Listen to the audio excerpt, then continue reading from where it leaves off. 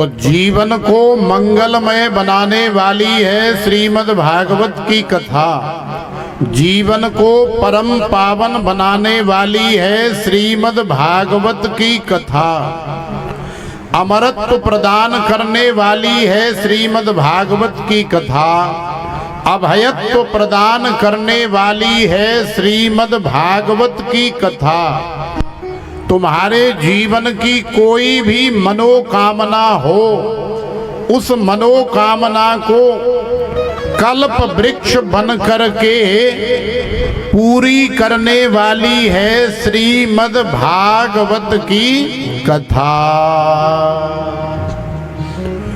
तो देखो, नैमिषारण्य की परम पावन भूमि पर 88,000 ऋषि मुनि बैठे हुए हैं और आज ये 88,000 ऋषि मुनि आपस में इकट्ठे हो करके बैठ करके ये विचार कर रहे हैं कि यार ये संसार का कल्याण कैसे होगा, इस संसार का मंगल कैसे होगा, इस संसार की उन्नति प्रगति कैसे होगी।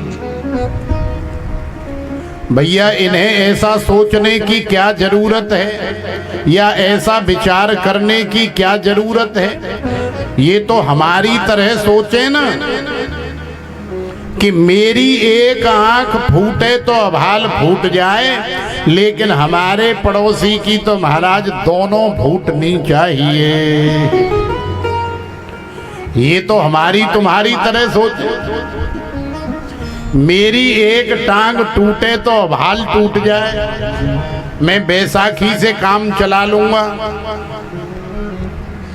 लेकिन महाराज हमारी बगल वाले की जब तक दोनों घुटने से ऊपर तक नहीं टूटेंगी या नहीं कटेंगी, जब तक मुझे शांति कहाँ मिलेगी, मुझे चैन कहाँ मिलेगा। मेरा 10-20 हजार रुपए थाने में लग जाए तो लग जाए,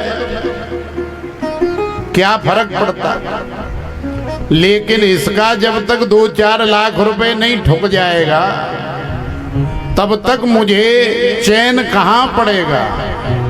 तो ऐसा क्यों नहीं सोच रहे भाई ये ऋषि मुनि।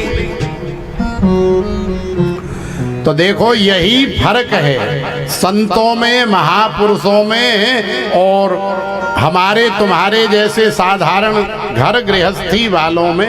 यही फर्क है कि संतों की सोच अलग होती है, संतों के विचार अलग होते हैं। संसार अड़ोसी पड़ोसी, सामने वाला, ऊपर वाला, नीचे वाला, दाएं वाला, बाएं वाला, या नगर वाला, शहर वाला, गांव वाला, या सारे संसार वाला, संत कहते हैं और सोचते हैं कि हे प्रभु, सर्वे भवन्तु सुखिनः, सर्वे सन्तु निरामयाः, सर्वे भद्राणि पश्यन्तु, मा कश्चित् दुख भाग् भवेत्। संत चाहते हैं कि हे प्रभु, ये सारे संसार के जितने भी जीव हैं, ये सारे जीव सुखी रहें। सारे संसार के जीव जो है निरोगी काया को प्राप्त हों, ये कभी बीमार ही न पड़े, और यदि बीमार हो जाएं तो हल्की फुल्की बीमारी से पीड़ित होके महाराज जल्दी स्वस्थ हो जाएं, जल्दी ठीक हो जाएं। इन संसार के समस्त जीवों के जीवन में धन धान्य की कभी कोई भी कमी न होवे, ये हमेशा दिन दूना रात चौगुनी तरक्की करें। ये क्या है? ये है संतों की सोच, ये है संतों के विचार, ये है संतों की भावना, ये है संतों की कामना, जो हम लोगों से बिल्कुल हट करके है। इसीलिए इन्हें केवल पुरुष नहीं कहा जाता है, इसीलिए इन्हें महापुरुष कहा जाता है। हम लोग कौन हैं? हम लोग हैं पुरुष, लेकिन ये जो नैमिषारण्य में बैठे हैं ये हैं महापुरुष।